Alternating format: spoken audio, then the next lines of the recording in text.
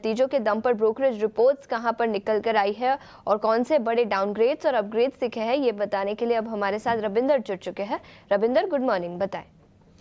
जी, तो सबसे पहले हम शुरुआत करते हैं टाटा स्टील से, जहाँ पर कंपनी ने कल अपनी तीसरी तिमाही के रिजल्ट अनाउंस किए थे और उस पर कुछ ब्रोकरेज नोट आ रहे हैं। जैसे जेपी मॉर्गन ने जो मेंटेन रखा है टाटा स्टील पर ओवरवेट रेटिंग और टारगेट प्राइस जो 155 का रखा है, जहाँ पे उनका कहना है कि जो lower than expected other expense था उसके चलते एबिटा में जो है बीट देखने मिला और नेट डेट रिडक्शन जो है वो एक की पॉजिटिव है। और जो मैनेजमेंट की क्लैरिटी होगी trajectory of raw material cost और यूरोपियन बिजनेस के प्रॉफिटेबल में, वो एक की मॉनिटरेबल होगा। इसी के साथ साथ मॉर्गन स्टैनली ने भी नोट निकाली टाटा स्टील पर, जहां पर उन्होंने जो है इक्वल वेट रेटिंग को मेंटेन रखा है और टारगेट प्राइस जो 160 का रखा है, जहां पे उनका कहना है कि जो डोमेस्टिक बिजनेस का जो परफॉर्मेंस था वो अच्छी रही है और जो यूके बिजनेस है उसका भी परफॉर्मेंस इनलाइन रहा है, लेकिन जो अदर जोग्राफीज है उनके परफॉर्मेंस अच्छे रहे हैं और जो लोअर फ्रेट हैंडलिंग और रिपेयर कॉस्ट जो है इसके वजह से कंपनी के जो नंबर है उसमें सपोर्ट मिला है। अगला जो स्टॉक फोकस में रह सकता है एसीसी, जहां पर सीएलएसए ने जो है मेंटेन रखा है आउट परफॉर्म रेटिंग और टारगेट प्राइस जो है 2580 का रखा है, जहां पे उनका कहना है कि जो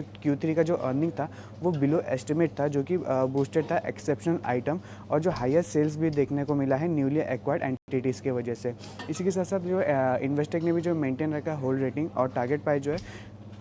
2845 का रखा है, जहाँ पे उनका कहना है कि जो एडजस्टेड एबिटा में जो है उसमें मिस देखने मिला है और उनका जो प्रीफर है वो अंबुजा सीमेंट है ओवर एसीसी। अगला जो स्टॉक है कोल इंडिया, जहाँ पर मॉर्गन स्टैनली ने जो है मेंटेन रखा है ओवरवेट रेटिंग और टारगेट प्राइस जो है 525 का रखा है, जहाँ पर जो उनका कहना है कि जो बेटर रियलाइजेशन के चलते वॉल्यूम में जो है ग्रोथ देखने मिला और हायर कॉन्ट्रैक्चुअल एक्सपेंस भी देखने को मिला। इसी के साथ साथ जेपी मॉर्गन ने जो मेंटेन रखा है न्यूट्रल रेटिंग और टारगेट प्राइस जो है 435 का रखा है, जहाँ पे उनका कहना है कि जो पैट था वो इनलाइन था और जो मैनेजमेंट की कमेंट्री होगी ई ऑक्शन प्रीमियम्स और गाइडेंस ऑन कॉस्ट वो एक की पॉजिटिव होगा आगे चल के। अगला जो स्टॉक फोकस में रह सकता है सीमेंस, जहाँ पे जो है यूबीएस ने नोट निकाली सीमेंस पर और उन्होंने जो है अपग्रेड किया स्टॉक को बाई पर और टारगेट प्राइस जो 8000 का रखा है, जहाँ पे उनका कहना है कि जो डाइवर्सिफाई और रेजिलिएंट बिजनेस मिक्स है कंपनी का एज़ कम्पेयर टू उसके पीएस और जो रिस्क रिवॉर्ड है करंट वैल्यूएशन पे वो फेवरेबल है सीमेंस का। और सीमेंस में जो है रिसेंट डी रेटिंग देखने को मिली थी म्यूटेड गवर्नमेंट कैपेक्स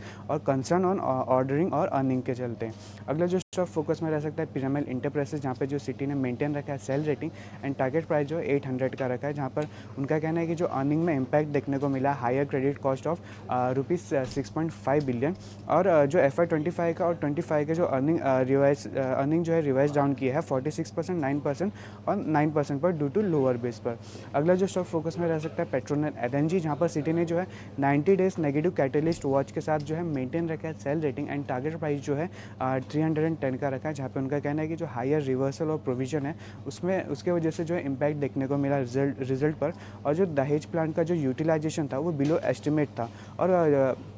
सिटी का कहना है कि जो क्लैरिटी रहेगी tariff for renowned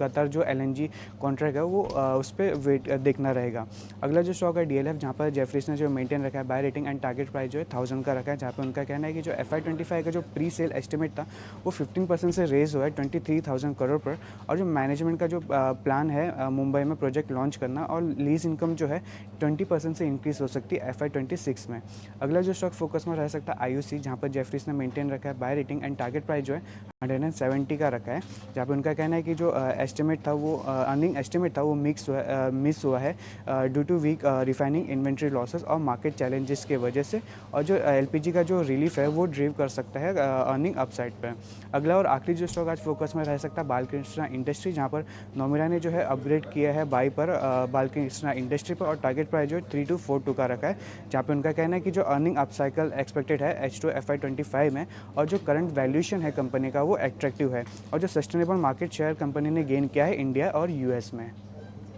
Balkrishna Industries, IOCL, Coal India, JSW steel, Tata steel, कई सारे कंपनियां जो नतीजों और उसके चलते जो ब्रोकरेज रिपोर्ट्स आई है उसके दम पर फोकस में रहेंगे। रविंदर, शुक्रिया पूरी डिटेल्स के साथ हमारे साथ जुड़ने के लिए।